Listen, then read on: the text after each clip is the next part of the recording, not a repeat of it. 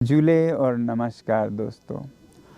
आज मेरी तबीयत थोड़ी बेहतर है, तो इसलिए मैं अब विस्तार से आपसे बातचीत करूँगा, अपडेट दूँगा।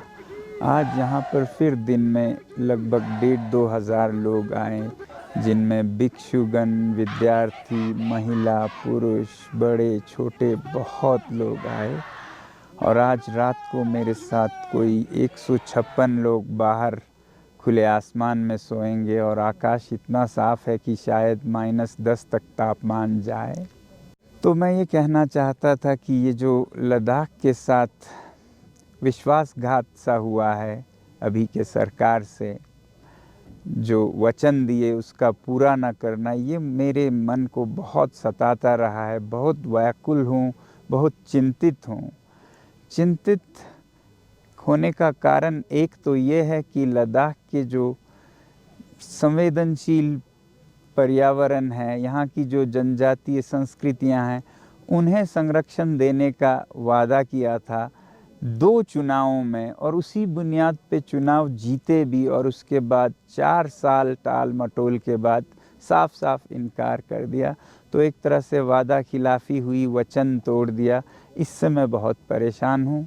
दूसरा परेशान होने का और बड़ा कारण है कि ऐसे उदाहरण से पूरे भारत पर बुरा असर पड़ेगा, और आगे चलकर सब नेता ऐसे ही चुनाव में कुछ भी वचन देंगे और उस वचन को पूरा नहीं करेंगे।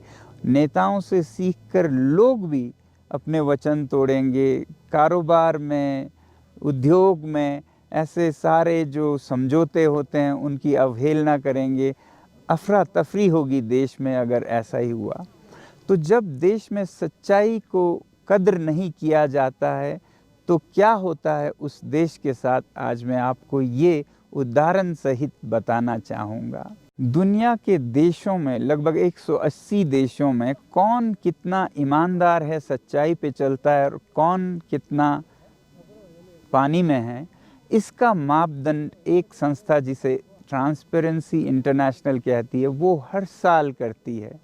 तो यूँ सोचिए, दुनिया के 180 देशों की कक्षा में अपने भारत का क्या पोजीशन है। भारत जो कि अपने आप को विश्व गुरु बताता है, जहाँ पर अनेक धर्मों के अनुयायी हैं, और धर्म के नाम पर हम कसम खाते हैं, लड़ते हैं, मर मिटते हैं, हज़ारों घंटे या दिन धर्म के नाम पर हम बिताते हैं, और हर धर्म, कोई भी धर्म हो, सच्चाई पे चलना सिखाते हैं। जब यही व्यवहार में आए तो भारत की क्या हालत है ज़रा देखिए। 180 देशों की कक्षा में हमारा महान देश प्रथम पोजीशन पे नहीं है, फर्स्ट पोजीशन पे, दूसरे पे भी नहीं है, तीसरे पे भी नहीं है, चौथे, पाँचवें, छठे पे भी नहीं है, 93वें पोजीशन पे हमारा देश है, फिसड्डी 93 पोजीशन पे। और हम सच्चाई की कस्में खाते रह जाते हैं। व्यवहार में ये हालत है। हमसे आगे तो चीन, जहाँ पर किसी धर्म को मानते भी नहीं है, बहुत आगे है। अब इस कक्षा में प्रथम द्वितीय कौन आते हैं पहली, दूसरी, तीसरी पोजीशन पे, ज़रा देखते हैं।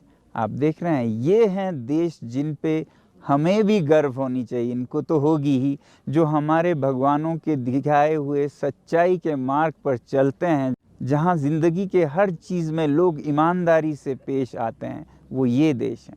अब इससे क्या फ़र्क पड़ता है ज़रा देखते हैं, फ़र्क क्या पड़ता है। अब हम भारत में जल्द ही जल्द विकसित देश बनना चाहते हैं, महान देश बनना चाहते हैं, धनी देश बनना चाहते हैं। तो अब ज़रा ये देखिए, ये हैं दुनिया के सबसे धनी देश, जहाँ पर कैपिटा जीडीपी सबसे ऊंची है। तो इनको ज़रा देखिए, पहले 10 देश, आपको कुछ दिख रहा है? गौर से देखें तो आपको पता चलेगा कि ये जो सबसे धनी देश हैं, इनमें से आधे तो वही हैं जो सच्चाई के रास्ते पे भी सबसे ऊपर थे। यानी कि साबित क्या होता है कि वही देश जो सच्चाई पर चलते हैं, वही धनी और विकसित देश भी बनते हैं। तो इससे हमें पता चलता है कि अगर भारत में वचन का कोई अर्थ ना हो, सच्चाई का कोई माने ना हो, वादे तोड़ दिए जाएं, तो हम कभी महान देश नहीं बनेंगे, विकसित देश नहीं बनेंगे, विश्व गुरु तो छोड़ ही दीजिए। तो आइए हम सब मिलकर इस देश को एक महान देश, एक ईमानदार देश और एक सच का विश्व गुरु बनाएं।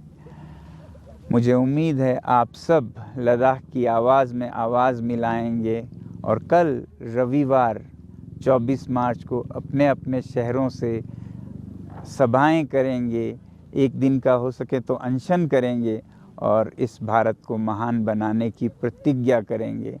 बहुत बहुत धन्यवाद। जय हिंद।